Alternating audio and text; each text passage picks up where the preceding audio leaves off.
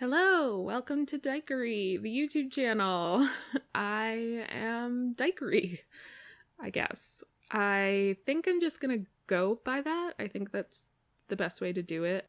I don't feel comfortable using my real name, but I'm not really interested in coming up with another name to use, so Dykery it is. And it's a good one. I could not believe that the username was not taken, felt like it was meant to be, and was a good push to actually get into this. I have a bad habit of only doing things when I know I'm going to be good at them and getting stuck before I jump into something with just learning as much as I can about it without actually getting my hands into it. So it takes a lot of deliberative action on my end to push past that, because the only way you can be good at something is to do it and do it a lot and be bad at it so that then you can be good at it later. So that's what I'm doing now, is practicing talking about myself and being involved with the current conversation of feminism, specifically in this space where I have witnessed, even just briefly, some really exciting community and collaboration and some really smart women, and it looks like a community I'm really excited to try to worm my way into. So thank you for having me. The intention is for this to be a sort of introductory video. I'm not planning on digging super deep into anything that I touch on today, but everything that I thought of to speak about is really important to me, obviously, which is why it's making it into the introduction. So forgive me if I glaze over things. The intention is to get back to them later. What I'd like to do today is more just give an idea of who I am and where I'm coming from and what is important to me. So me, as you can probably gather from the username, I am a dyke, I'm a lesbian, I'm gay, I am turning 30 this year. I am speaking from the perspective of a white Canadian lesbian. I'm married to another lesbian, the love of my life. We were best friends for 4 or 5 years, and then I had a whole, oh shit, am I in love with her thing? And fast forward through a few months of agony for me, I finally confessed my feelings to her, and she was like, "You're dumb, I love you, I have the whole time." And we've been together ever since. We've been married for about 2.5 years, and we have 3 wonderful cats, and we all live in beautiful Vancouver, BC, Canada, where we are very happy. I spent the first 20 years of my life in a Christian evangelical church that is, I think, technically a cult. I'll dig a little further into that at another time, but it does kind of achieve the prerequisites of cult. I really super bought into it my whole life. I was raised into it from very young and was just very open to it and trusting of that environment, and it hurt me a lot and informs a lot of my worldview now. I would say it was the most important and pretty much only defining trait of my life consciously, from childhood through all through my teens. I went to a university that was run by the denomination that I was in, so I was living full-time on a campus that was run by that kind of religious creed, and it all came to a head when I was about 20, and I had just gotten access to the internet for the first time when I was 18, so I had just been introduced to other worldviews for the first time, and just hearing other people's stories and seeing other people's experiences and having the freedom to discuss and share and explore myself and starting to tiptoe into adulthood all led to me realizing, oh shit, I'm a lesbian. And That is not allowed here. I would have literally been expelled from the school if anybody had found out. And I didn't know it at the time, but it also really informed my mental health issues being something that you can't acknowledge and are not allowed to be and are told is inherently evil, even from a young age, can really mess you up. But I'm getting a little deeper into this than I was planning to, but that does inform a ton of my life experience. After that, I left that university, started living on my own, started therapy, and stayed away from that church and started figuring out who I am outside of that lie that I was growing around. So I got involved in some online communities and found some wonderful friends. And one of those friends is YouTube's own Radical Ramblings. She is an incredible friend, woman, feminist, thinker, person.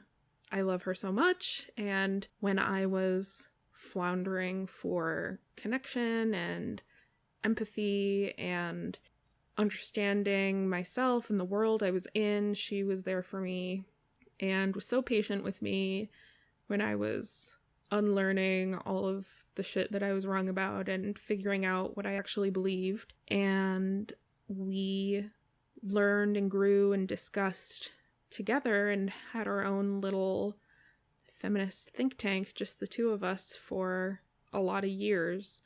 And she is still my best friend and is a big part of how I'm connected to a lot of the activism I'm currently connected to. I mentioned I live in Vancouver. I am a member of the Vancouver Lesbian Collective. We are a political activist group. They started before I joined. I think they started in 2015. I'll correct myself if I'm wrong. They started as a response to the degradation of lesbian spaces and lesbian culture and community that they noticed in Vancouver, and together realized that the biggest threat to lesbians and lesbian safety, security, community, etc.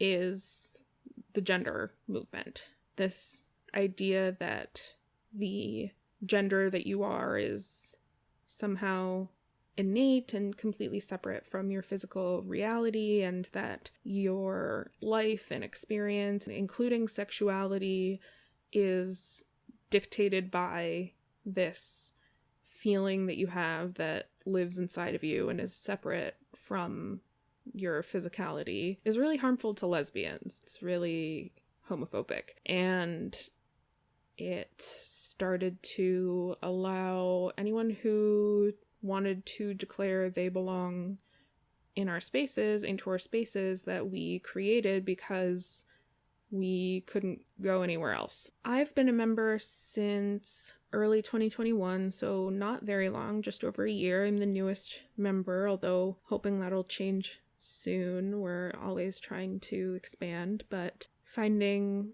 like-minded lesbians in a place like Vancouver, which is very queer central, can be difficult. We tried to participate in last year's Pride Parade to try to share in some lesbian pride and hopefully do some recruiting, but we were rejected from the Pride Parade because we did not meet their inclusion expectations. So, I mean, not a huge shock, I guess, considering we are pretty vocally gender abolitionist, but still stung as lesbians to be rejected from Pride.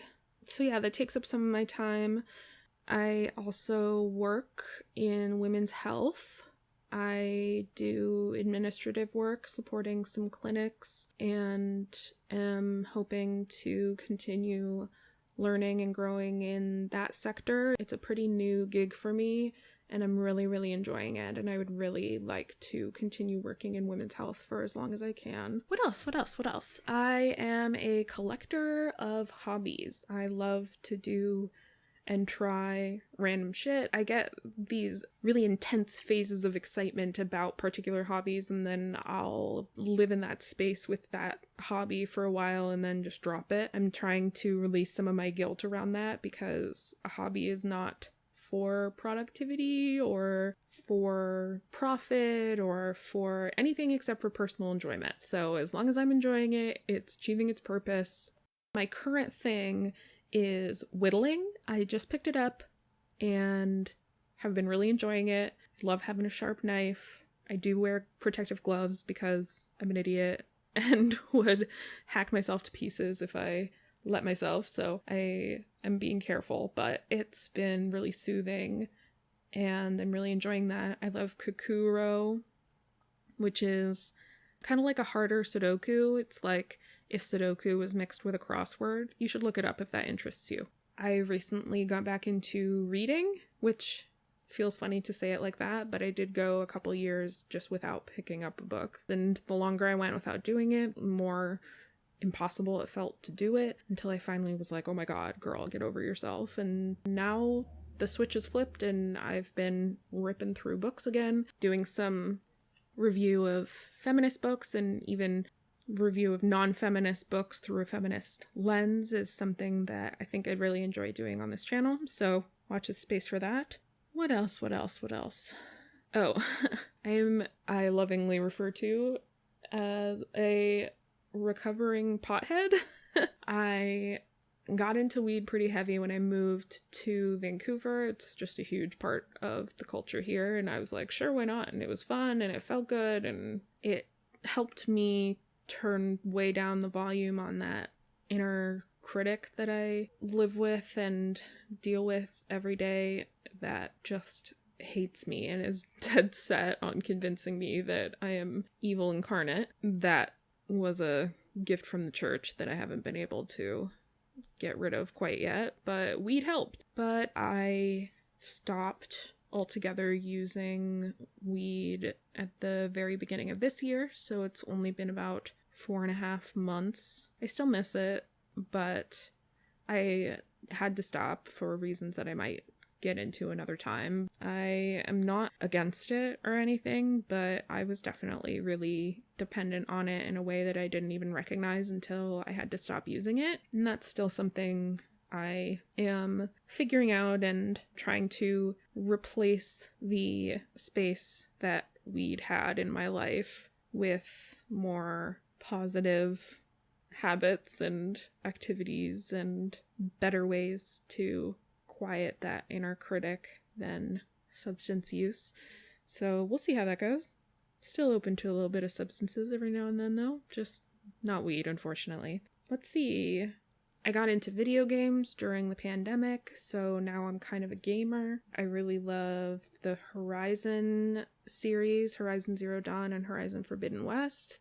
So that is me in a nutshell. I don't really know what to expect from this. I have a short list of things that are important to me that I'd love to dig deeper into, so I'll probably get started with that. And I'm also excited to do some more with Radical now that I have hopped on to her domain of YouTube, and we'll see where this takes us. Bye!